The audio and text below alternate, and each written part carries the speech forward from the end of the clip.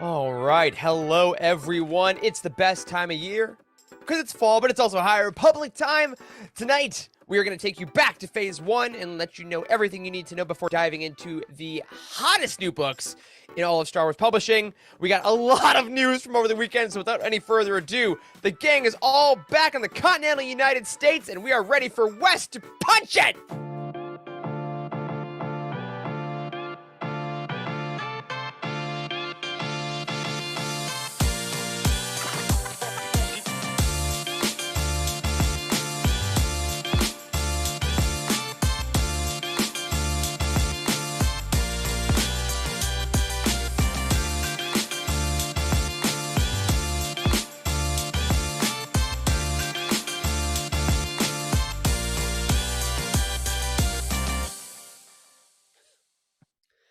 Hello, everyone, and welcome to the Living Force, a UTD Network podcast all about, well, the High Republic, frankly, for the next couple months. I'm one of your hosts, Eric Eilerson, and joining me tonight is the full crew. We're all back home. One of us has an Ethernet cord, and we're all ready to go. But starting off, it's the guy who flew, I think, roughly 38 hours in the last week, Dr. Corey Helton. Welcome home, buddy. Thank you. It is good to be back. Finally, good Lord, I have been jet lagged. So I got back to Hawaii last night. We took a red eye. We left at 4 p.m. and we landed at our final destination at 9 a.m. So you lose like so much time. You lose 6 hours in the air, which is kind of crazy. It's like 4,000 miles to Hawaii from Atlanta. I know. It was not. I think that's how far it was. I could be exaggerating. But anyway, glad to be back. I had a wedding right after that. Good friend of mine, Alec, he's Patreon. He's a Patreon. He's a patron, actually. It was a hell of a good time. Alec, if you're listening, it was a beautiful wedding. We had a really, really good time. So Lord of the Rings themed. I'm so proud to finally have friends brave enough to do a themed wedding. Yes, do it. Man, they killed it too. It was so fun. We had a really, really good time. So all back home now and trying to recover. Although, you know how it is coming back for this much traveling. So we'll see. I might fall asleep during the show. I promise. We'll try not to. We're glad to have you back. And you have, of course, dived into yet another amazing hobby since you've been back. But we're going to tease that for next week. When yes, you guys got to come back to hear what Corey's latest venture is. It's kind of amazing. But speaking of amazing, we have the guy who has not only an Ethernet cord, but maybe a stable internet connection. It's Dr. Charles Henkel. I don't want to jinx it, but it's better than it was. And right this second, I'm kind of wishing that it wasn't, because Corey's got this healthy Hawaii glow about him. And I look, I don't know. I've got an anemic pallor kind of going on right now. So I need pallor. I need a vacation, or I need to go back to West clipping just static images of me for the show. Anemic Pallor. Was that the name of your ska band in med school? Yeah, who told you? Looks pretty good. I noticed for our audio listeners, Charles is repping a Miami Heat shirt, and you did say earlier in one of our private chats you're watching some preseason. That's Charles, right. how we feeling? How we feeling? 2-1. My prediction is 4 seed this year in the East. So we'll see. 4 seed Mark in the my East. words. All right. Anything less than that is an absolute abject failure. But the opposite of failure is success, and the massive success of our lives, our mental health, and our show is reliant solely on the glowing man himself, the hunter of the South, Wes Jenkins. Hey, buddy. Hey, it's good to have some chicken today. You ever go to Raising Cane's and they tell you that at the... We don't have Raising Cane's up here. You don't have Raising Cane's? Well, if you come down to one in the South, they don't say, hello, may I take your order? They go, hey, it's good to have some chicken today. And you're like, what the hell? What am I supposed to say to that? Fun. That's probably fun, like the first 7 times you do it, and then it's like day 2 on the job, and you're just like, ugh. And it's a person just like it's like 30 minutes before closing. You're just like, hey, it's good to what do you want? You want some chicken? Do you want chicken today? Yeah. I like that you said that. Do you want some chicken? See, this is great, Wes, because this is a great homage back to the episode 0 of The Living Force, which was the Zaxby's episode. Yes. So I'm glad that we are still talking about chicken 184 episodes later. Wow. It's good for you, especially the fried kind. Well, everyone, it's great to see you all, to have you. Hello to everyone watching us live, watching us late, listening to us whenever, however you're consuming The Living Force. We hope you are having a great day. I want to give you all some updates on our lives. Before we jump into the vast amount of news we got in the Star Wars publishing world this week, we want to do a little bit of promo because, yes, we are talking about High Republic Phase 1 this week to give you a little bit of a study session about what's coming up. But next week, we are jumping into Phase 2 with everything you need to know, because across Utini, it is officially going to be High Repub Week. That's right. It's another crossover event. And what would a crossover event be without a great graphic by our buddy Jose? If you're looking on the YouTube stream, you see the High Repub Week Ride the Wave 2, if you will. Next week, our shows, The Living Force, Legends Look Back, and the Star Wars Archives are all bringing you High Republic content. That's right. We got the folks at Legends Look Back to talk about the High Republic. So you know it's a big deal. Again, I love these crossover events because they really let you experience everything we have as far as Utini goes. So next Monday night, of course, hang out with us to talk about the High Republic. Next Thursday at 9:30 p.m. Eastern, hang out with Legends Look Back. And then on Sunday, the 23rd, go hang out and check out the Star Wars Archives, who are going to have a special little patron thing for you. Yes, Jordan, Legends. So we're very excited about that. We're also very excited because our thriving Discord community is keeping in the High Republic spirit by enjoying our bracket challenge, and we want to give you an update on who has been winning some back and forths here. So we did just have a few upsets last week, but we want to let you know the last few head-to-heads. Elzar Man took out Ty Yorick. Vernestra Rowe took out Comac Vitus. I mean, how are you going to beat Vern? But I love me some Comac. Keith Trennis demolished Court, which I think is frankly rude. He's just a baby. He's just a baby boy. And then Wes, what's the other side of our bracket look like there? Ooh. After you see, I'm reading live. Slan Holt versus Buryaga hasn't occurred yet, right? Or is it still coming. going on? It's coming soon. I believe it's either tonight or coming soon. I cannot see Buryaga losing that one, but I can't either. But Slan Holt, man, Trail Shadows is real good. Buryaga's gonna win. Okay, on our next one. I don't remember. What was that guy? Is it Holt? Cyan Holt. Holt. She's the femme fatale from Trail of Shadows, the comic.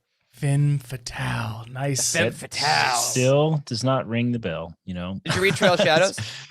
I think I did. I'm pretty sure I did. I think I've read everything. Kind of thinking you did. Look how many names are on this chart. All right. There's like 50 names. Look at this. These are all original characters for this. I'm glad we're doing this recap episode because I don't remember half of these people. Buck, go. Buck, tell me. Who is he? Torben? No, I don't know who that is. Absolutely not. Buckets of blood. He's buckets of blood. Oh, okay. Well, I know who that is. That's better. Yeah. So If my name was Buckets of Blood, I would never answer to Torben after that. Correct. And we had last one we had on this side here now for those watching. Bell and Avar were the last ones we had. So Wes, what are those last four we have on the right here to catch people up with our bracket challenge? So on the right side, we have Loden Greatstorm versus Stellan Geos. That is, I couldn't tell you who's going to win. That's a really good one. I know who you want to win, Eric. Barely. I love Stellan, but come on now.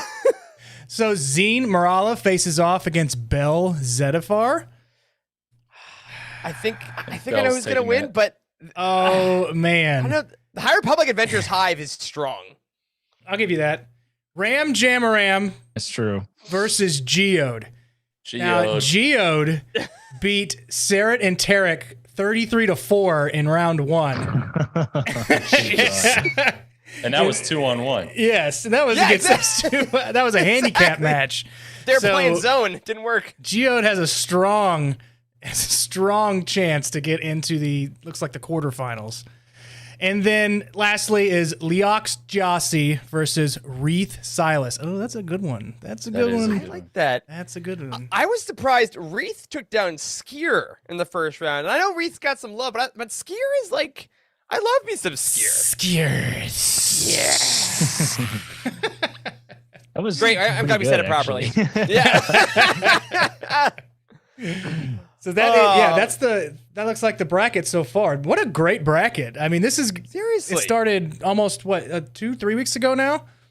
Yeah, it's been going for a while. And shout out again to our buddy Jordan in the chat, who's really been keeping that going, and everyone that's been voting every night. If you go into the High Republic channel, you just see people like honestly trash talking each other, which is great about like who's gonna win, and then there's always like two people that are clearly on the wrong side of history, but they don't care. They're gonna vote for who they want. So be sure to pop in there and again celebrate all the characters we loved in Phase 1 before jumping into Phase 2. Another update we have for you is the weekly Utini Fantasy Football update. Sucked this week for me. I started Russell Wilson. What do you want from me? Yeah, bet JG, our very own JG on our team, beat the snot out of me. Thanks to Josh Allen and Austin Eckler. It was brutal. Wes, you also had a rough week. I had a couple players go down. I had T. Higgins hurt his same ankle that he hurt last week. And then Dalton Schultz just is not himself. It's depressing. He hurt his leg, right? Or his ankle or something. Something where he can't play right and he can't catch passes and or touchdowns. Right, what it is. So I had some goose eggs on the board, and that really did me in. So I signed Tyler Conklin instead of Taysom Hill for tight end, so good for me. Oh yeah. If you know, you know. A shout out though to our buddy Parker, who did our Path of Deceit video review and runs a lot of our TikTok videos. He is our high scorer of the week currently on the back of Justin Jefferson, Gabe Davis, and his 3 receptions, and Nick Folk in the 49ers defense. So Parker, congratulations. Stop it. Knock it off. Be worse. Give us a chance. All right, so that's where we're at now with Utini Fantasy Football League. It's a great time, and everyone is actually going back and forth. So it's kind of a really fun league. I hope that we get some good matchups. Oz, our last place guy, almost beat Andrew, our first place guy this week. He didn't. It was like a point difference. So he didn't, by the way. Just let you know. Oz. He's still last. No, back to the Star Wars thing. I did want to give a couple team shout-outs over at utini.com. Again, we love our site. We love updating it as best we can. We have some updates for you all. We've been updating our best of guides on the site. A shout out to Gia on our team, who just updated our best young adult novels of all time articles. So go check that out. Michael on our team updated our best novelizations of any film novelizations. And Jared updated our best audiobooks, including now some audio drama stuff, and a section all about books that are narrated by actual Star Wars actors. We thought that was a great thing to add. So go to utini.com, go to the book guides at the bottom, and look through all the new stuff. We want to keep those updated with all the books that are coming out. And thank you to everyone on our team for making sure those are constantly accurate. Because I don't want to lie to you. We don't want to lie to you guys about what's good. We hope you enjoy it. Now, a quick thank you to everyone on our Patreon and our Patreon community at patreon.com/Utini. Today, you got a brand new episode of the Star Wars Archives, which was an interview with, well, you got to go over and check it out. But they got a lovely Star Wars author that wrote a little something that we don't usually talk about on this show. But it's all I'm going to tease about. Those guys did a seriously phenomenal job. I listened to the interview today. Trevor and Jose have really made that show something truly special, from the absolute insane silliness of episode 50 to the really great interviewing tactics of today's episode. So make sure to go over to Patreon, check that out, check out the documentary that's dropped, check out all the other stuff that's available, and thank you to everyone for helping us out. Whew. Okay, guys, it's time for a pretty hefty Star Wars Weekly Roundup. It's the Star Wars Weekly Roundup! Okay, this weekend, everybody was New York Comic-Con. Did any of us go? Thank you for asking. No, we did not. However, we did see a lot of the news. And fellas, I want to ask this before we go in. Did any of the three of you follow the news from New York Comic-Con, or are we going in blind? Blind is all get out. I don't Would know a you single say thing. you Blind. telling me yesterday is following? Yes! Wes gets bonus points. Good for me. All right. Well, guys, if you didn't follow along, that's okay. That's why this show is here. And guys, we're going to experience your unfiltered reactions. That's right. We're going to get mature rated on all this of what we got revealed. First off was the High Republic panel. We got a lot of awesome news about Phase 2, including some cover reveals. So let's start off with the official cover for Cataclysm by Lydia Kang. Look at this gorgeous piece of artwork. Look at that. Ah. Is that This a is- purple or pink saber? That is a It's purple saber. Purple. Yep, Axel And a Greylark blaster. is the character on there. So This this dude is has a gun. yes, he's got a gun. So That uncivilized. guy's got a gun. He's got a gun, dude. Look at that gun that Got a dude's gun. Yeah, he's got some pretty big biceps. He also has a blaster in his hand. Did you see that? Yeah. He's also got so that lightsaber is the same lightsaber as Gemma has, who's the main character of Convergence, the adult novel with Wave 1. Okay, so I it's got the those same two. saber. Yeah, I got those two mixed up because I thought that Yep. cover was not final, and then they barely change anything to Cataclysm or to Convergence, and so I got these two mixed up. I thought it was the same one, but Yeah. good. Now we got two. They are very much like sister covers, like Convergence and Cataclysm. They're two sides of the same coin, the same saber. Axel is in Convergence, so if you all read the adult novel in Wave 1, this is him in Wave 2. So yeah, very pretty, very much the same. I like it, and I think this guy is a, oh god, what's the word? A rake, an F boy, if you will, a Lothario. Not where I thought you were going. You know, but look, like he's got like a very fancy costume, you know, and I'm like, look at that. That's He's really definitely- fancy. Like He's robes. definitely Gen Z. This is the most. He probably has a TikTok account. I mean, a TikTok channel. Oh my God. You know that he. He's does gonna from, be like the the nicest character of all time, and you're gonna have to eat these words. And we're gonna I be mean, so sad when yeah. he eventually dies. He should have. He should have one. You can't see it, but on his left ear, the way the angle is, his face is turned. You can't see it on the cover, obviously. But this guy 100% has a dangly earring on his left ear. Oh You my just can't- god, yes. That is you just can't see 100% it. true. That is 100% true. He just looks like the type. I think that's what you're trying Yeah. to say. So he's So that's early Barry Cataclysm. Bonds, dangly earring. Oh my god, if Exactly. only. Then he can swing that lightsaber like the Dickens. Wow, I don't know why I said it like that. I haven't said that phrase in my entire life. You're a Let's be century real. late. We all know exactly why you said that phrase, Eric. I do. So that's Cataclysm. I love that they're mirroring the two covers. Way more visually similar than Phase 1. I think they're really like leaning into that. And then we also got a cover reveal for the middle grade novel by Tessa Gratton in that wave called Quest for Planet X. And what I want to show you guys on this cover is this planet in the background. Does that look familiar to you guys? It looks like Batu. It does look like Batu. Batu. Is that what it is? It No. is. This is a sweet cover. I don't know what it is about the animation style on this thing, but I really like it. Yeah. Like It's Why she really, got really why fun. she got her lightsaber ignited? Because it's Why dark. not? Jeez. It's dark. How else would you? It's like That- Maul and that- Solo. Well, how that would you know little they're a map is Jedi? definitely backlit. Yeah, I was gonna say it's like shining a flashlight at your backlit phone. Like, why would you do that? You remember It's in like the playing Rise a of Game Boy Skywalker? Color. Maybe someone wrote in lemon juice or something, and they need to like heat it up. Yeah. I will say, Tessa Gratton, who wrote this book, There it is, tweeted out Wes. today that cover. Love you, Charles, and I appreciate you. Yeah, it's like, said- yeah. These three characters are a Padawan, a young hyperspace prospector, and a cool non-binary rich kid. So this is a first cover non-binary character in Star Wars. So awesome job. The High Republic continues its representation arc.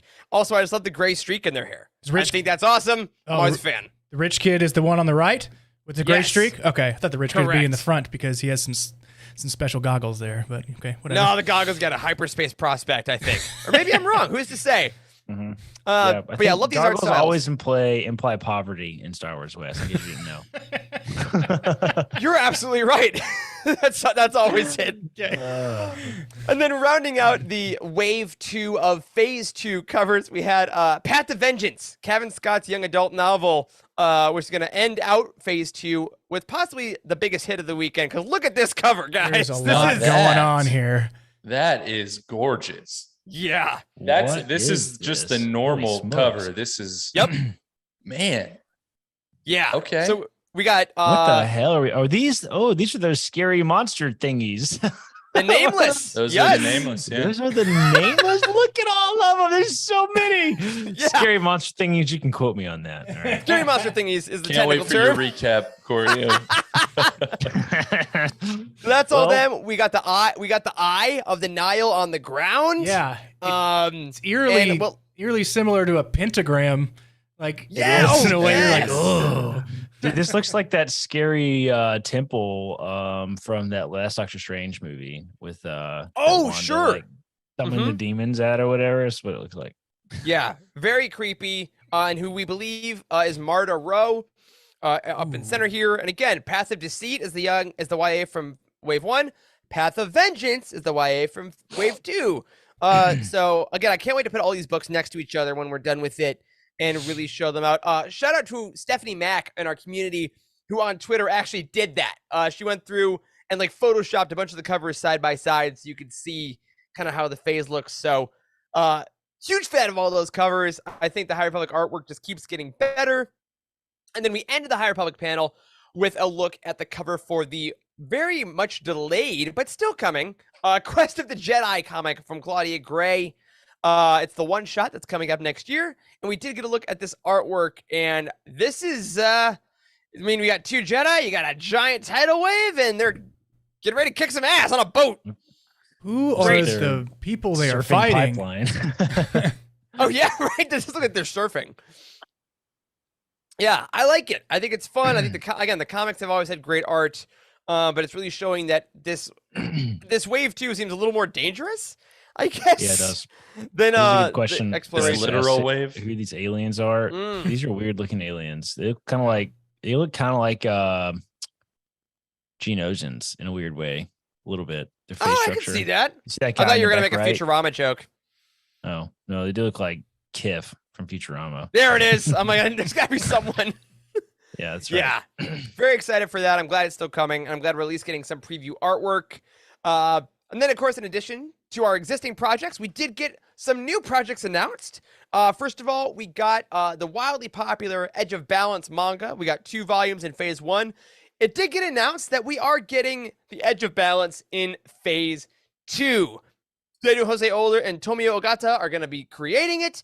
Obviously, no cover. This is from the famous Cover Not Final series of Favorite. covers. So, very stoked to be getting that. I thought the second Edge of Balance, especially, I really, really enjoyed. So I'm glad we're keeping that, I guess, piece of media going, which is fun. But this next project I thought was the coolest, and I want to hear what you guys think about this because I didn't think about this was going to exist at all. We're going to get a High Republic young adult anthology series, or anthology book, like the stories of Light and Dark, like the Clone Wars book, but Zoraida Cordova, Tessa Gratton, Claudia Gray, Justina Ireland, Lydia Kang, George Mann, Daniel Jose Older, Kevin Scott, and Charles Soule are all going to be writing short young adult stories to go in one anthology book, all taking place in the High Republic. That's interesting. We've never had is there another young adult anthology that's ever been done? I don't think so. We've had the middle grade ones, but I think this might be the first like YA specific one. Huh. You know? That is interesting. Yeah, I dig this idea, and I especially love. We have another picture here that our buddy Brad, who are friends of the Forest, who was live tweeting it. Each author wrote which phase their story takes place in. So Zoraida's takes place in phase 2. Tessa Gratton's is after phase 2. Claudia's is 1 day after the end of phase 1. So we get that emotional destruction. Justina's is post phase 1, but not phase 3, which confirms that phase 3 again will be taking place, picking up the pieces of phase 1. Lydia Kang's is post phase 2. George Mann's is post phase 2. Daniel Jose Older's is late to mid phase 1. Cavan's is, quote, so very nearly phase 3. You Cav, you tease. And then Charles Soule says it's close and basically is phase 3. When I first read this, I thought this was a joke. Like, take off a couple of these. I thought this was like they're arguing over like where something laid in the timeline. And they're like, oh, sure. Post phase 2. And this is like so very near phase 3, but not phase 3. And you're like, what? These also kind of look like titles from the new Jedi Order series. This is actually what it's like to have a conversation with Trev on a daily basis. Post phase 2. Well, not very, very closely nearly phase 3 and in between phase 1 and 2. But yeah, I'm stoked about that. I mean, short fiction has been so fun to see kind of pop up in Star Wars Insider, but to have a whole batch of short stories, especially to give us, this will probably be our canonically first look at phase 3 when it comes out. Yeah, good bedside read that you can Yes. finish with like a quick story before you go to sleep. Yeah, I'm sure Kevin will write something I definitely want to read before I go to bed. But we did end the High Republic panel with something actually very heartwarming. I thought was very sweet. Because all the panelists were listed before everything happened. And one of the panelists was going to be Rosemary Soule. And we're like, who is that? Who could this be? It turns out that is Charles Soule's daughter. And the two of them are writing a book together called Yoda and the Younglings, which is a High Republic kids book written by father and daughter. Wow. That's cool. Isn't that cool? That is fantastic. I love that. And we got this. Yeah, we got this cover with bracket favorite Buryaga. Who is they made it clear. The hilt of his lightsaber is taller than Yoda's. Straight up. It is. You're absolutely right. Yeah, no idea what this is gonna be, but I mean, what a great idea to have a family event. Charles Soule goes from writing these like mature adult novels, Vader Darkness, to like, I want to write some with my daughter for kids. So keep an eye out for the youngling in your life. Get him some High Republic books. We love that. And it's a great picture of a Wookiee's feet. You never really see that. All right, wow. Y'all foot people or what? After the show. Excellent. You can make a lot of money selling Wookiee feet. So I would guess. So the next day, after the High Republic greatness, we also got the Disney Lucasfilm publishing panel. Two main announcements that we want to talk about. There are a lot of comic announcements, so if you love that kind of stuff, as we all do, go check on Twitter, talk to your folks about that. Biggest announcement possibly of the weekend. New adult novel from Del Rey, coming from Delilah S. Dawson. It is called Inquisitor, Rise of the Red Blade. And this is the story of Iskat, a Jedi survivor of Order 66 that turns to the dark side, joining the Inquisitors with the hope of uncovering the truth about her past.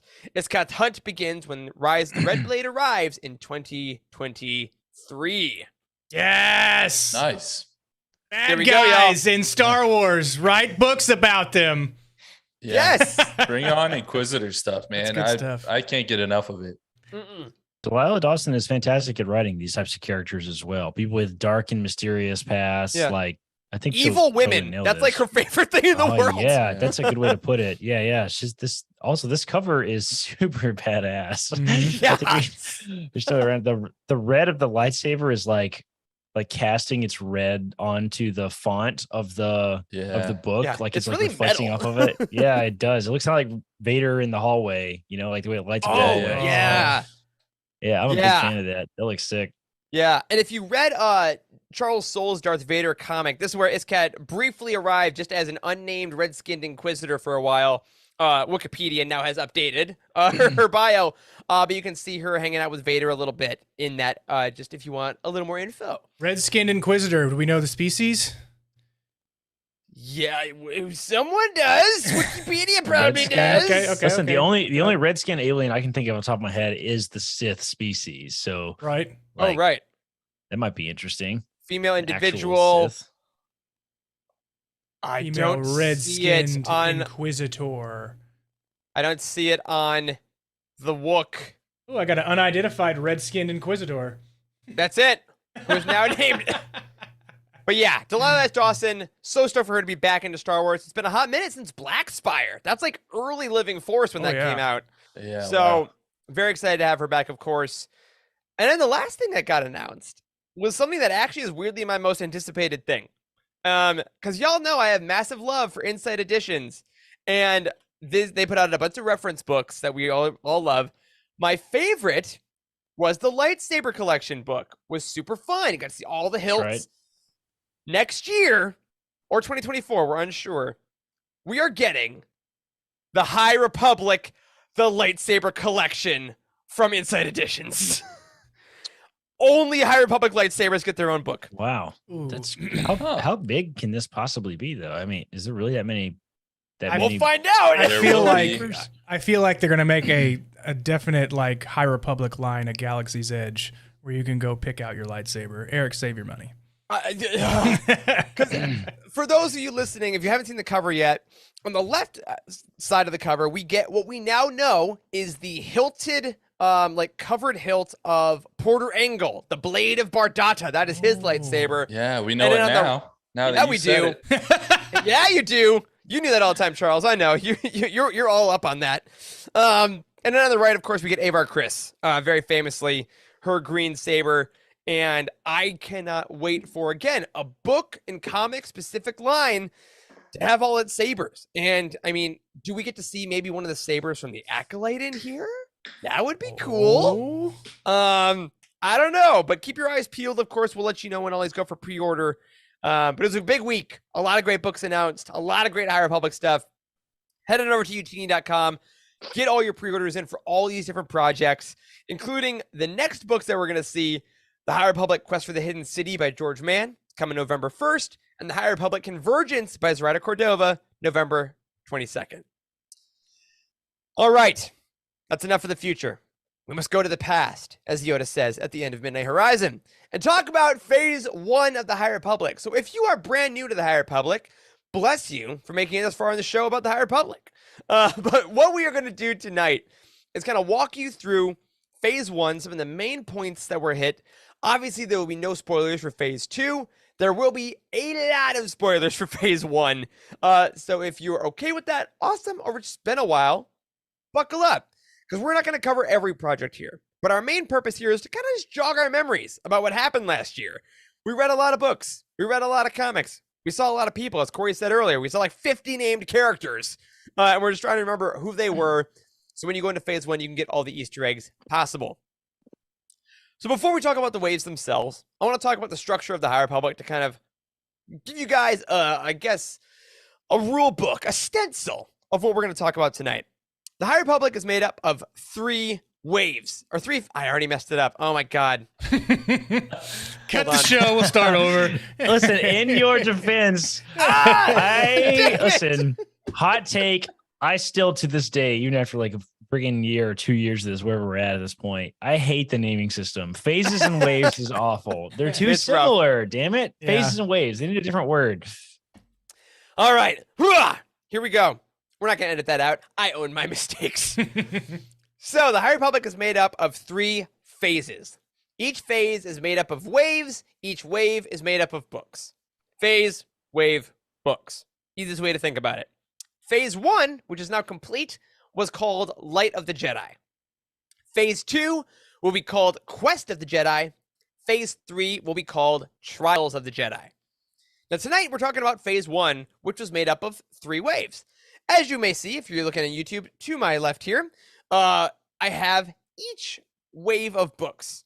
So each wave in Phase 1 was made up of 1 adult novel, 1 young adult novel, and 1 middle grade novel. There were comics, there were audio dramas, etc. But for our purposes tonight, we had 3 books per wave. So today, we'll be going through the main events of Phase 1. And for all this information, I really want to encourage you guys to go to utini.com, go to our High Republic HQ, and go to our Getting Started with Star Wars The High Republic guide. There you will find every piece of media that's in the High Republic. You will see which books you have to read beforehand, which books you maybe should read, but don't necessarily have to. We have recommended reading guides, the whole thing. Thank you, Wes. It's up on the screen right now. We have reviews. We have our podcasts about it. It is the best place to go to get all your High Republic needs. But without further ado, let's jump in to the past. Back in 2021, we started reading the High Republic with Wave 1, The Great Disaster. And Corey, take it away and tell us what happened in Wave 1. Yeah, I would be happy to jog my own memory and talk about Wave 1. I believe in you. Oh, I'm going to butcher this. All right. Wave 1. Wave 1 was, honestly, I think in my opinion, kind of the richest of the 3. Like, I think Sure. I remember this one the most, even just personally. I think the hype of kind of Wave 1, like this new era and everything was new. Like, it really just tried to conquer a lot. It also sort of set the pacing for everything and that sort of thing. So like we have the main books in this, like you already kind of said, Eric, that we have an adult, a young adult, and so on, right? We have Light of the Jedi. That's what Eric is holding now. Light of the Jedi.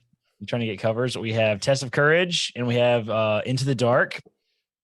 Faster. Test of Courage, Into the Dark. We also have the High Republic comic, like the main High Republic comic kicked off the series, and the High Republic Adventures comic. These all sort of kind of work together to kick off Phase 1. Now, if you remember, the main sort of like big events that happened during Phase 1 was like this great hyperspace disaster. Remember, that's how Light of the Jedi opened. And throughout Phase 1, you learn, this is super spoilers, right? Like we're no holds barred. We're doing full spoilers for everything. Okay. We're just trying to recap. Yeah. Full spoilers. Yes. If you remember, Phase 1 was sort of unearthing the fact that Marchion Ro and the Nihil are responsible for the destruction of this kind of giant cargo ship in hyperspace because of some magic hyperspace stuff that they have, right? That's probably the simplest way to explain it. Yeah, And they blow up this giant ship, and it kind of comes to pieces at light speed, and it sends a meteor-sized ship chunk at a planet and just killing billions of people every time it smashes into planets and stuff, right? So there's this and the Jedi are trying to like prevent that from happening, and that's kind of the big premise of Phase 1 is like the hyperspace disaster. Most of this all happens kind of in Light of the Jedi as well. The hyperspace disaster is going on. They're figuring out that Marchion Ro and the Nihil are kind of responsible for it. And it kind of follows that sort of main storyline. Now, the other things that sort of develop on the side of that is we get a lot of context about the state of the galaxy at this time too, right? We have who's the leader of the Republic? What's her name again? So. Chancellor Lena So. Yeah, Chancellor Lena So is doing this big, huge kind of, I don't know, political publicity initiative. Her great works. Her great works. Yeah. That's what she calls them. Her great works, right?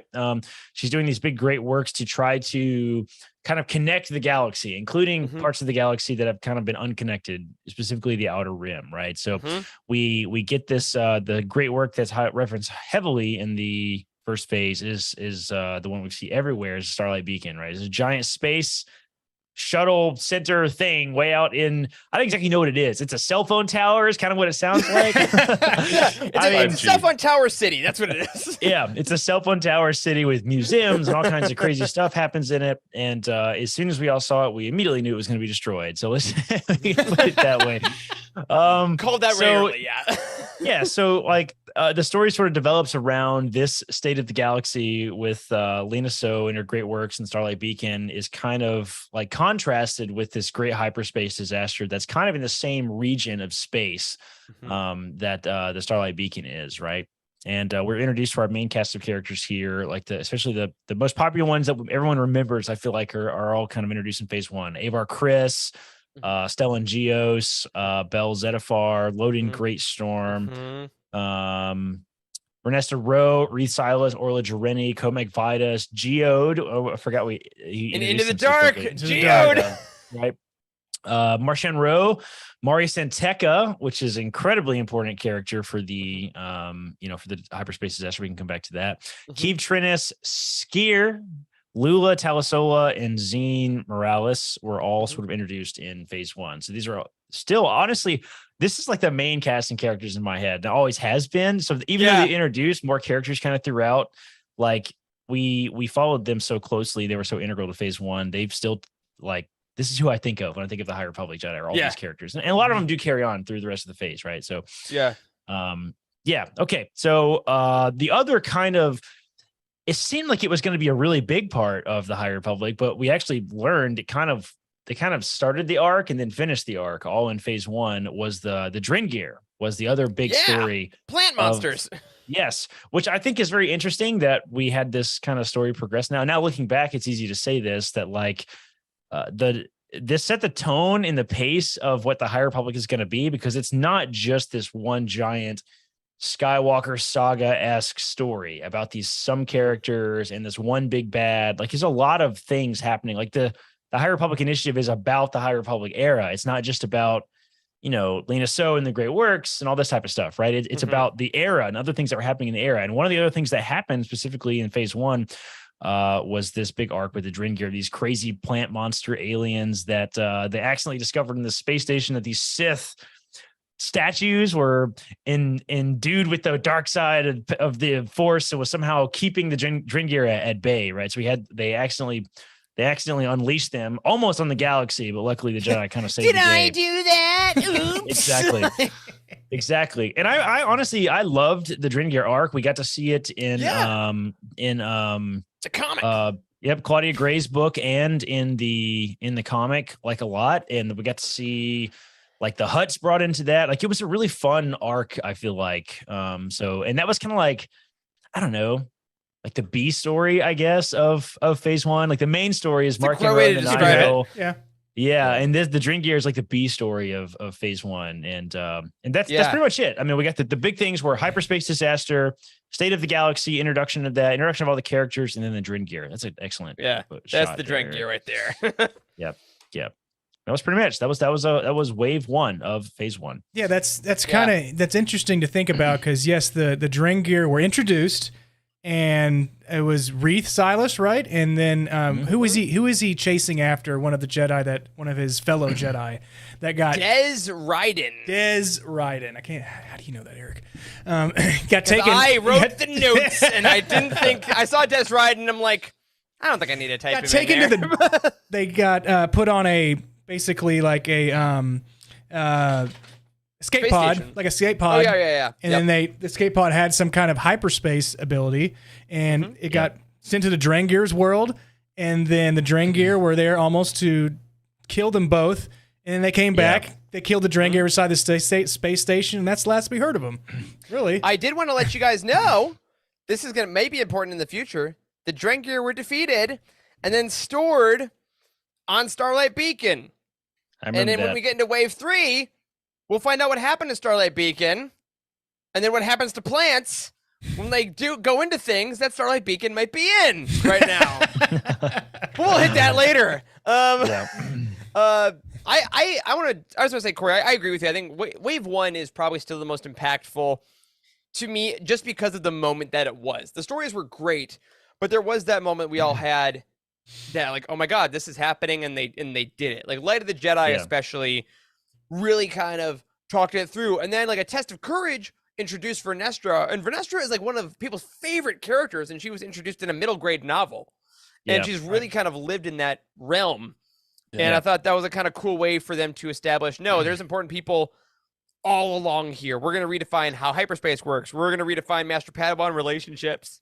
It was really, really fun to watch. And also keep in mind when this came out too, just in the real world. I mean, it kind of came out in a dark time. And even though some awful things happen, like the hyperspace disaster, obviously it ultimately, like wave one is kind of a story about people coming together after this awful thing happened and like kind of fighting back. And it is that like knight in shining armor, medieval type story. You know what I mean? Yeah. And then things go horribly for all of them and they almost all die. But up until that point, it was somewhat it was somewhat kind of uplifting in a dark time, even in the real world. Yeah, we got new technology with the what are the ships that they fly called?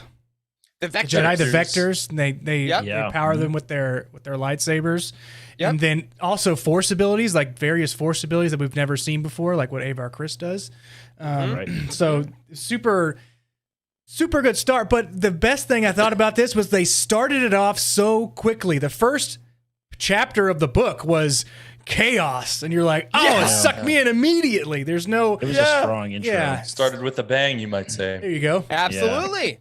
Absolutely. I will say that it's interesting looking back at this kind of in hindsight now, because like as we were going through the entirety of phase one, like all the waves of phase one, it didn't feel as kind of neat and tidy as it does looking back at it. You didn't really know when the Dringir arc was going to start and finish. You didn't really know like when new characters were going to be introduced and then how they're going to carry on their importance and that sort of thing. So it's very interesting. It's going to be interesting to see if they sort of keep the same like patterns and publishing patterns and stuff like that throughout like the second phase of the High Republic, because like I will admit that at times it was very confusing trying just to continue. It felt like one giant blob of information. It doesn't feel like nice, neat waves, at least going through it. It didn't. So it's gonna be interesting to see if it's smoother at all, or if they change nothing. You know what I mean? For the second, because they could change nothing about the publishing style, and then you got to read the comics, you got to read you got to read this young adult like novella thing with all the short stories. You have to read that, and it's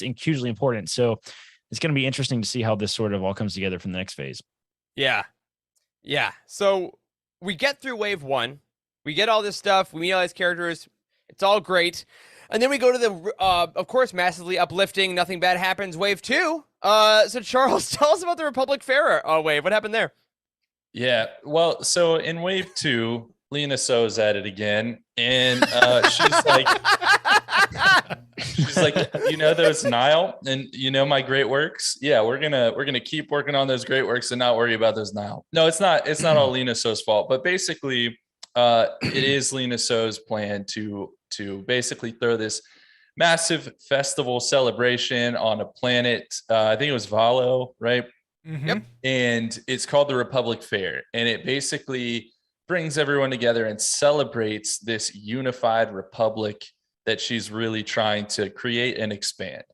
And of course, the Nile just see a giant bullseye, and so they don't like that, and they have their own plans for this Republic Fair. So before I go too far, the books that actually comprise this wave are The Rising Storm, which was the adult novel, then Race to Crash Point Tower, which was the middle grade, and then Out of the Shadows was the YA. And then there was also Tempest Runner, which was an audio drama, which maybe we'll talk a little bit about. But essentially, the Republic Fair starts, everything's going okay. And then the Nile come in, they basically trap everyone on the planet, and they just lay siege to this planet. And what was meant to be this celebratory occasion becomes really a massacre. And all of the Jedi that are there, and really all the main characters that we know, are kind of spread out, trying to put out small fires, but they're all separated and they're kind of fending for themselves. Now, in the background, the Nile and Marky and Rowe, they have a whole plan that's bigger than just what they're doing at the Republic Fair. And Marky and Rowe is able to go, was it Dalna that he went to, I think? And he went in some ice cave and he found some I don't think it was Dalna. I think it was. Dalna. I don't know if the planet was named. Okay. Well, he goes in an ice planet and he finds an ancient rod which controls some mysterious creature that he plans to use to extinguish the Jedi. And it not only can kill the Jedi, but it basically turns them into what is called husks. Yeah, he was on the Rystan Badlands. Oh yeah, I almost said that. So close. You're right with the tip of your tongue. So basically, the other things to know about the Nile is that there's a little bit of competition amongst the Nile. It's not just kumbaya and Markian Rose the leader and everyone else is fine. No, there's a lot of infighting in the Nile, and some of I guess the main person to really know is Lorna D, who is the Tempest Runner, who is the main character in the audio drama called Tempest Runner, and she basically has some butting of heads with Markian Row. So ultimately, we also know that Markian Row is basically using things called paths and using these secret like hyperspace engines to go through space in ways that nobody else can. And we learn that he's able to do that with the help of Marie Santeca, who basically is the one who can see these paths through space, and she gives them to him. He gives them to the Nile. It's a whole big thing. But Vernestra Rowe, who we talked about from Wave 1, she meets Marie Santeca right before she dies because she's like a bajillion years old. And one of the last things that she does is give Vernestra Rowe her own path through hyperspace. And Vernestra decides she's actually not going to tell the Jedi Council about this. She keeps that to herself. So that was one of the last things that happened. And then I guess the final thing, going back to Lorna D, is that the Jedi are led to believe that Lorna D is the leader of the Nile. They do not really know who Markian Row is at that point in time. And that was kind of a big moment. So yeah, it was. Characters that were bigger in this wave, Elzar Mann definitely took a big step up. Our one night stand king, Elzar Mann. Yeah, Elzar the horniest Mann, guy in the initiative. Yeah, he did his best Rail Avros impression. Ty Yorick, the monster hunter, comes into things. Chancey Yarrow, Silvestri Yarrow, Lorna D, we talked about. Pan Ada, has chronic bronchitis. Ram Jamaram, Lena So, and then the Nameless, which is weirdly enough the name for the creatures that Markian Row is controlling. And I guess just some other really big points to remember that I didn't mention is Loden Greatstorm's death, guys. That was probably like the biggest moment, or one of the biggest moments from this wave, where the Nameless is unleashed for the very first time. Markian Row is able to send it after Loden right when you think he's going to escape captivity, because that was something that happened in Wave 1. And he gets husked, and Bel Zettifar, his Padawan, watches it happen, and he's very scarred by this. Other things that are hugely important, Stellan Gios kind of becomes like the face of the Jedi Order throughout everything that happens in the High Republic. He's with the Chancellor through a lot of the Republic Fair, rather. And he becomes like the poster boy, if you will, for the Jedi Order. Chancellor So gets like grievously injured. She's like in a coma at one point, and then she comes out of it and she's like, that was my bad, guys. I don't know what to say. Shouldn't have done that. Yeah. And then the last big thing that maybe is going to come into play, we haven't really seen them do a whole bunch of this yet, is the introduction of the Togruta, because they came as like this separate empire. And I shouldn't say empire, that has a lot of context in Star Wars, but they came as this separate group of people, and they were part of the Republic Fair, and they kind of made a pact with Chancellor So to say, hey, we're not going to stand by and watch what the Nile are doing. So yeah, wonderful wave. I really love this one. And partly that was because I felt like it did such a good job of flipping Wave 1 on its head and just taking it even darker, making things feel even more hopeless for all the heroes. And of course, Stellan Gios, my favorites, my High Republic Obi-Wan Kenobi, he played such a big role in this wave. That was big. Yeah, he had that epic moment that we see on the out of print cover of Rising Storm, where he was like dual wielding lightsabers with the Targon lion cats on either side of him, just like, come on! Elzar Mann rides a dragon. Like, it was a really Elzar Mann has a brush with the dark side. That is another really big thing that happens, and he's pretty shaken by this. So that's right. Is this what is this? Wave 2. Wave 2. Is Wave 2 when Elzar goes with the Wayseeker to help his issues, or that's what he does after? That's what he does after. That's Wave 3. Like, okay. We find him at the beginning of Wave 3 with Orla. I think with on Orla. That planet. Yeah. And I like you said, Charles, I love Wave 2 is probably, I don't know. I'm going to say this for everyone. This is my favorite. Like Wave 2, it really is the Empire Strikes Back. But it's the Nihil Strike Back. Like they are the, hey, you Jedi are light and great, cool. We still own you.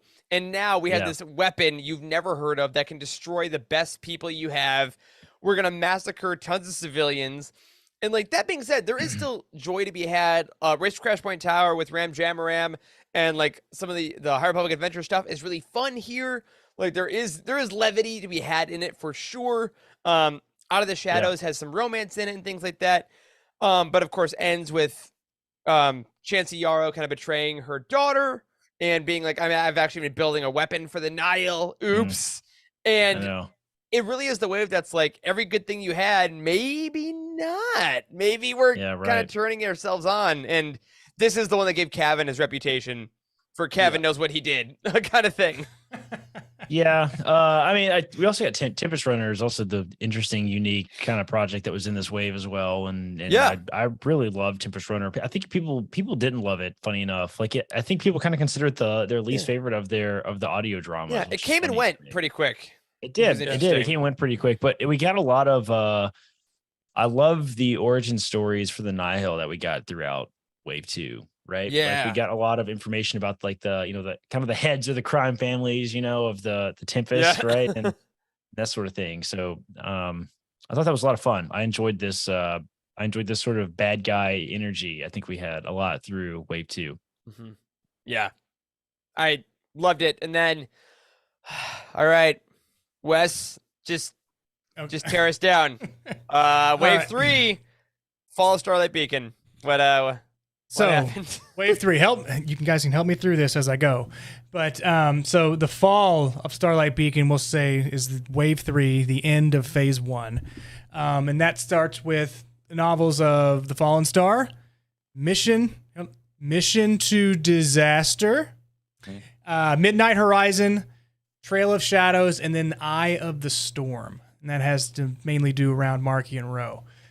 So main event 1, as the title tells, the destruction of Starlight Beacon. So as we discussed and as we saw in Light of the Jedi, this giant space station that is like a cell phone tower, as Corey said, out to help with communications through all the galaxy. It is, at the end of the story, destroyed. So it falls out of the sky with many a Jedi trying to help bring its thrusters back online to help it stay afloat so it doesn't smash into the world below. Help me with the world below. What was it? It was screwed, Wes. Is what it was. So it's definitely a Monday. Yes. I remember in the beginning of the Fallen Star, Markion Rowe has basically like an assistant that gets Barraza is the city. Okay. City of Barraza. So Markion Rowe gets an assistant and has 3 to 4 of their Nihil. What would you call them? Just Nihil infiltrators. Nice, good word. Infiltrators. Nice, Charles. Saboteurs. There you are. Ooh, if we were on Around the Horn, you'd get a couple points right now for that.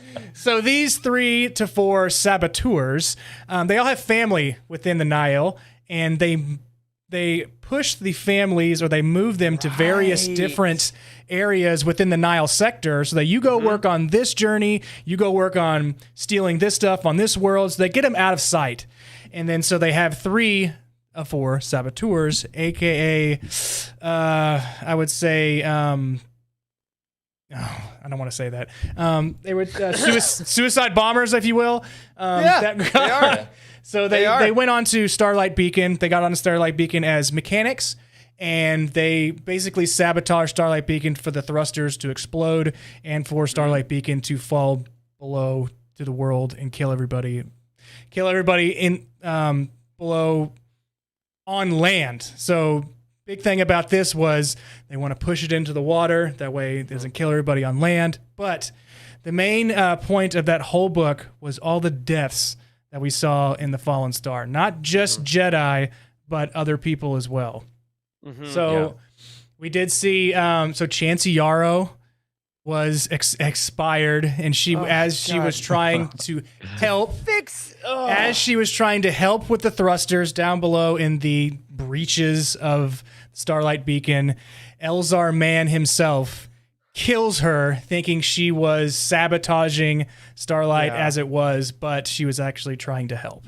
Just literally cut her in half. It was like such a great addition. I was floored when I read that. I was like, oh my God, that's going to push Elzar Mann to the brink of the dark side if he wasn't already tight roping over that thing to begin with. Yeah, for real. So, on top of that, we see a lot of characters die to the Leveler or the Nameless as well. So we see who is it? Is it Stella? Orla Jarini, Estella Maru? Estella Maru? He dies in the explosion. He dies in the explosion, holding it together like a king. Yes. But wasn't it Burryaga's master also got husked? Yep. Neeb Asek. Husked. Yeah. Who else? Yeah, and Burryaga so gets terrible. taken by Rathtars. That's right. Rathtars were unleashed on the Starlight Beacon. Yeah. Great. First of all, great pull from. Are you hauling Rathtars? Yes, I'm hauling Rathtars. Oh, and Rathtars. Yeah. So Burryaga, we don't know about Burryaga, which is a big cliffhanger at the end of that book. It makes you want to go into phase 2. Yeah. But gentlemen, the biggest of all, the tearjerker of all, the biggest spoiler. Turn it off now if you haven't read it. Stellan Gios dies within Starlight Beacon as he is pushing the thrusters with all of his might to fall into the ocean and not onto the land below to kill the people. So that was heartbreaking. Yes, it was a sacrifice of all sacrifices that we've seen so far in this phase that I thought was amazing. So I know who I am. but yeah, you do. God, sorry dang. to bring everybody's mood down, but on top of the death and destruction that we see, there also the Nihil is turned into a not a democratic party, but a dictatorship. It's definitely a dictatorship as of 1942 Nazi Germany. So absolutely, Marchion Ro is the unequivocal leader of the Nihil now. He doesn't have 3 eyes. Tempest Runners. Doesn't have those anymore. And was the Fallen Star Wave 3? Is that when Pan Eta loses his hand, or was that Wave 2? No, that was. I'm sorry, not Pan Eta. Two? Wave that was 1, Wave wasn't 1. That was early. Kosov was Wave 1. Wow. Okay. Yeah. You see, I'm all over the place. That's why we're here, man. Pan Eta does die as well, though. Yes. In Tempest Runner, They're all right? dead now. Yeah. Or no, Well, Lorna actually, D he is alive. doesn't. We technically don't know if Pan Eta died. He got in an escape pod on like the brink That's of right. death. Yeah. He's Well, almost died like 4 times. Oh yeah, He's you're probably right. alive. And I guess Lorna D is also alive. You're right. Yeah. Too. Yeah. So we have Lorna Out D. there. Yeah. But Marchion does his like manifesto broadcast at the end of Fallen Star to be like, the galaxy is mine. Yes. That's his thing. Does another question I have for you guys? Does Mar Santeca, does she die in this one? Marie Santeca died at She the died end of Out of the Shadows. Yeah. So she's gone. No more paths. No more pass. In phase. So that's all that he was has. Phase 2, That right? was the end of Yep, Wave 2. Yep. Okay. Wave 2. Yeah. See, phases and blues. Damn it, Crazy, man. So we Wave also 2, have another important event is the Battle of Coruscant, where we witness the return of Yoda. Oh my And- god, that moment. Yeah. And a character that will help them understand the nameless threat if you looked back to the past, which is a homage, if you will, to Phase 2 of the High Republic, which we're getting into now. Yeah, so the nameless are revealed in Trail of the Shadows, which was a good drop for you to actually pick that book up and read.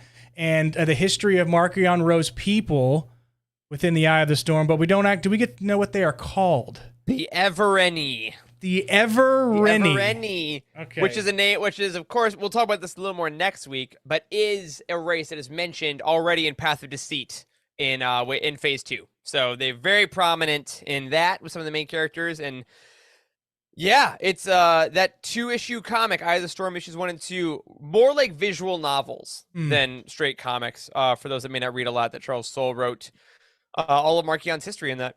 Wow. So big things to remember, especially starting in Wave 2, we have the Nile that completely encompasses the Republic Fair, and you can see them kind of taking over and getting, like, I wouldn't call it the hubris of the Jedi yet, but they have a stranglehold on We're them. getting there. Yeah. And then The Jedi are taking over. yeah. and then the symbol of peace and prosperity and coming together as one, the Starlight Beacon is blown out of the sky and it kills multiple people, multiple Jedi. Yeah, and the Drengir and the Drengir fall in the ocean. Very key. All the plants are now in water. I'm just saying. Maybe they're thriving.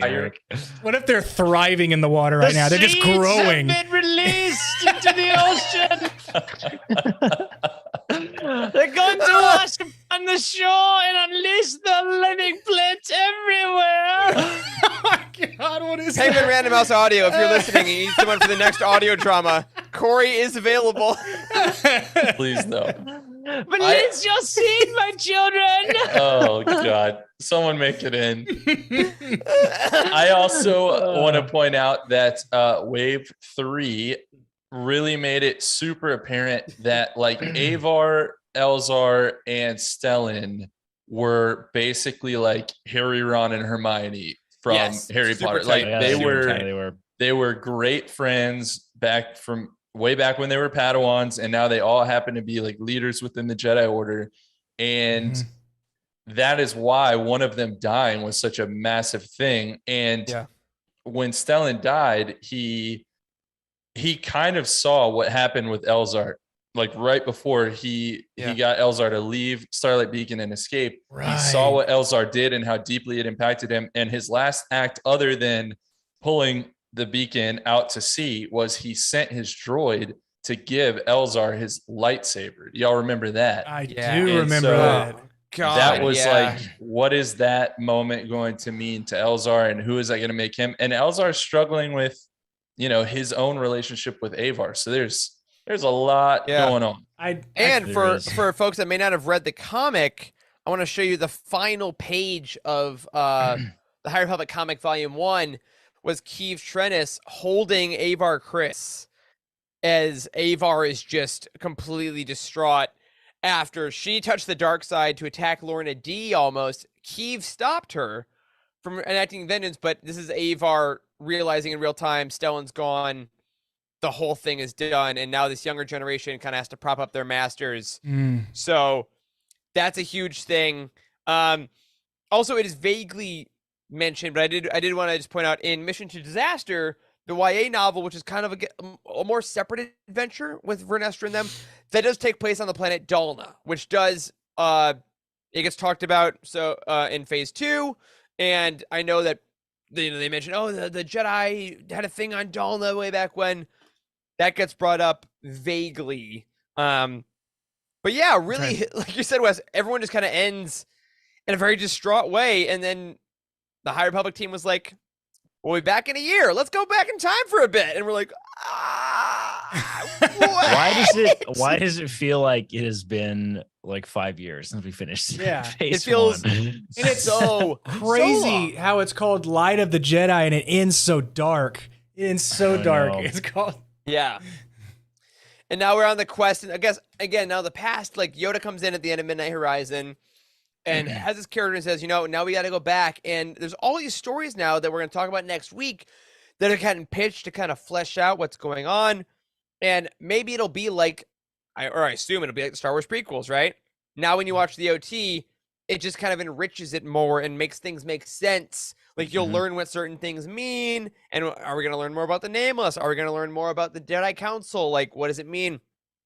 But I think the key stuff going out of Phase 1, I should say, is just realizing kind of where the status quo is now. I will say now, as I've said the other two waves, based on the average of quality alone, wave 3 is my favorite. I have never physically cried reading a book before, The Fallen Star, in my life. Physical tears as I read that, couldn't handle it. Midnight Horizon didn't work for some folks I know. It's kind of a more controversial book. I read all the High Republic adventures, and a lot of those characters are featured. But that one was probably my favorite YA out of the wave, or out of the phase. See, Corey, you're not alone. My favorite out of the phase by far. And I really think that just the amount of loss and action and desperation throughout this wave really ends the phase in a hard place, you know? Yeah. It does. And then we don't even get to know what happens after. We have to read what happens before. What the hell, Disney? We have to wait so long. I think we got to blame George for that one. He kind of set the precedent. Yeah, I guess so. That's Why did we true. throw them?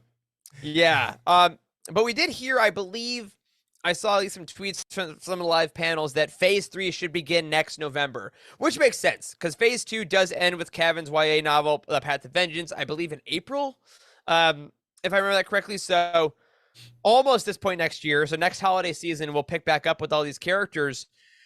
So I guess as we kind of, we've gone through all the main events, all the main stories. Let's just go around, guys, and talk about what are some of the biggest things you loved about Phase 1, and is there anything as we were talking that you're like, oh my god, I completely forgot about that, and I'm glad I now remember that part of it. Charles, let's go to you first. Well, I think this was good. I think I needed this before jumping into Phase 2, just in general. But I think that one of the big things that I kind of just went back through all the emotions of was just kind of remembering. Specifically, I want to point out the Bell Zettifar Loden Greatstorm relationship, because there really was a through line for really this entire phase. And there's some really, really great character moments of basically, Loden starting out trying to teach Bell how to catch himself using the Force if he's falling from, a high distance.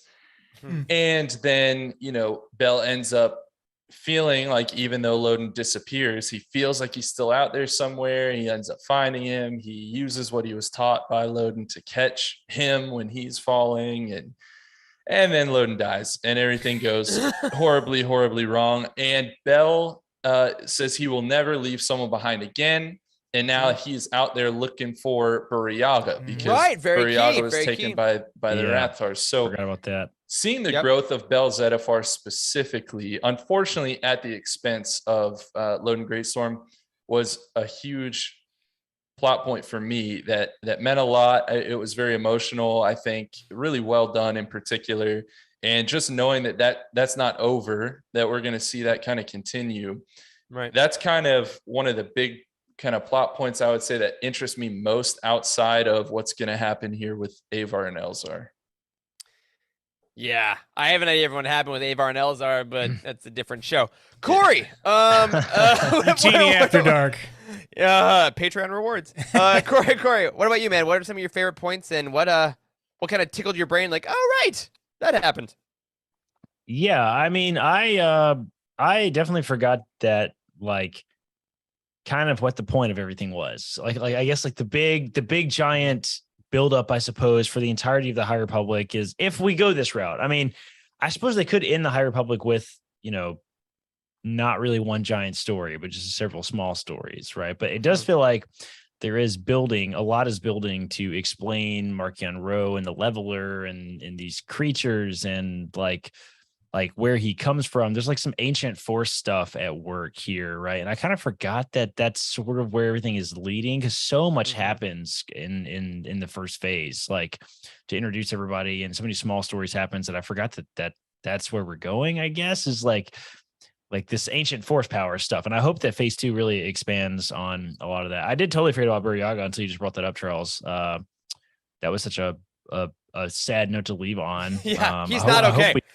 Yeah, and I mean, are we going to get that explained in Phase 2? Probably not, right? So, oh no, I wouldn't think so. Yeah, no, yeah, it's because we're going back in time. So, I'm very interested to see why we're doing this, I guess, is kind of the big question to me is why are we going back in time? It's interesting, I think, to do that. Like we've seen it before over and over again in Star Wars, but like, why did they choose to do this? I don't know. Something major significant has to happen to lead up to what we have in phase one for this to be worth this huge second phase. Yeah. And it's interesting because like the phase 2 it's also so intentionally mirrored, like we said, with our news announcements. Like we have Convergence and Cataclysm, Path of Deceit, Path of Vengeance. Like what is, these are very intense titles and very intentional artistic dichotomies. So what is that going to teach us, and why did we need this before going right into the next chapter? You're absolutely right. Yeah. I think it's going to be challenging to make us care about the characters as much, knowing that we're then going to go to phase 3, that we'll pick up with the characters that we knew before. And it's a big enough time jump that a lot of those characters couldn't possibly be around. You know what I mean? Right. Like a lot of the characters we meet in phase 2 weren't in phase 1. So I think it's going to be tougher, I think, to make us care as much as with phase 1. Yeah, unless they do something with legacy and like that, those characters' legacies lived on within, say, Stellan Geos, Elzar Mann, Avar Kriss, somehow that way. You're like, oh, so that's why that's so important. But yeah, good point, Charles. Yeah. Wes, what about you, man? The main takeaway I would say is the Nile. The Nile, like we've seen throughout Star Wars, the bad guys are always, well, not always, but most of the time are encompassed by the Sith, the dark side powers, and we didn't really get a reveal of like what the leveler was and all of that until like the end of the phase 2, I guess. And when it actually we realized that they have some kind of dark side power available, but they're not Sith, and we have basically marauders that are really getting the best of the Jedi. And you're just like, I mean, they don't have droids, they don't have stormtroopers, they have people who are high on spice that are ready to shoot their blasters and paint their faces. My gosh, that scene! Ride the storm. Just it's very neat to see just a bunch of pirates get the best of the Jedi, and how that they keep doing, especially with taking down their symbol, and then also going like right before, like completely encompassing the Republic Fair, them just like putting all this stuff on a pedestal, and then a Nile coming in just shutting it all down, like just a group of pirates. Because I mean, it's not a very popular opinion, but what was the cartoon on the cartoon that had 2 seasons? It was Star Wars. It was right before Resistance. Yes. Oh. So they had Star Wars Resistance had a bunch of pirates that didn't know what the hell they were doing. They always were defeated, like by the Jedi or by the good guys. But these pirates have something else, and they have Marie Santeca behind them. They have the leveler. They have Markion Rowe and where the hell he came from, right? And then a bunch of drugs. So it's interesting to see. Does a lot. It's just interesting to see how the Jedi are bested. I'm a dream of drugs. Yeah, I agree completely. It's such a cool thing to see competent villains. We talk so much about competency on this show. We love characters on either side that are just good at what they do, and if you mess up, it's because the other person was just better than you on that day. That's all there is to it. For me, looking at all these, I forget just how many loving character connections they are. Obviously, less so with the Nile. But like all the books, there's really just one hero going off on a thing. It's Loden and Bell. It's like Lula and Cantum Sai. It's Avar and Stellan and Elzar. Like the connections between the Jedi are so strong, and I think that's something that we sort of miss in the Lucas era films, somewhat intentionally. Anakin and Obi-Wan is what we get, and that's super strong, but obviously ends in tragedy. But there aren't that many like key awesome friendships that are really explored so much. But every single book has pairings, has trios, has people that would die for each other, has people that are feeling out their feelings for each other. And I think that is what kind of made people fall in love with the characters so much, because we saw such vulnerability in characters across the board, as well as epic action scenes. And like, I mean, there's freaking dragons and massacres on cities, and a space station falls out of the sky. Like, the scale of these things was so fun. Yeah. And I hope phase 2 really brings that home. Again, our review of Path to Deceit is already on the site and is already on the YouTube channel. I'm not going to say anything about it now in case you want to go in blind, but you can see kind of what we thought about that to start it off. But it's just really cool to remember how grand this stuff was and how loving these characters were. And I am excited for phase 2, but thinking about this, I'm really remembering how excited I am for phase 3. Like I really want these folks back. Yeah. And it's just fun to remember. But next week, we're going to talk about phase 2 and the Higher Pub Week, our part 2 event, really. We're going to talk about now phase 2. What do you have to know? What's coming your way? We are really going to let you know what stuff you got to keep an eye out for. Release schedules, what books, what authors, what characters, what do we know? We're going to give you the whole guide to kind of get ready for your holiday reading because, y'all, the YA is already out and November is bringing us even more High Republic content. A quick reminder. Every weekend, we are live talking about Andor on our Bounty Hunt show. So if you're listening to us, make sure to subscribe to the Bounty Hunt feed, which we might be bringing into this feed at some point. We're not sure yet, but make sure to check us out there. And you know what? I could say this. If you're watching us live, I could say this now. Be sure to hang out on Wednesday live on YouTube. I asked permission about this. Be aware on Star Wars YouTube if you want to see me and Corey talk about Andor a little bit. I'll just say that. But for now, We'll tweet it or something. Yeah, we'll tweet it out. Stay tuned on Wednesday, folks. We can't wait to talk about some stuff. But for now, that will do it for this week's episode of The Living Force. If you support us on Patreon, thank you so much. We hope you're enjoying the Star Wars archives. We hope you're enjoying the Ghost Crew. We hope you're enjoying the documentaries and everything else you can get on that Patreon. Thank you so much for your support. A special thank you to Brian Dooley, Patrick Ortiz, Earl Q, Robert Thomas, and Carl Sander on our Jedi High Council, and Elizabeth Cloutier, Ashley Ingalls, and Sally and Chris Eilerson on our Alliance High Command. You can find us on Twitter. I'm at Eric Eilerson. Corey is at Corey M. Helden. Charles is at C. Hankel. Wes is at Boss Wes. A special thank you to Matt Davenport, our amazing editor, Ryan, our graphic designer extraordinaire, and Wes, our producer and community manager. Thank you to Corey, Charles, and Wes for potting with me tonight. Thanks to all of you for watching and listening. And as always, may the Force be with you.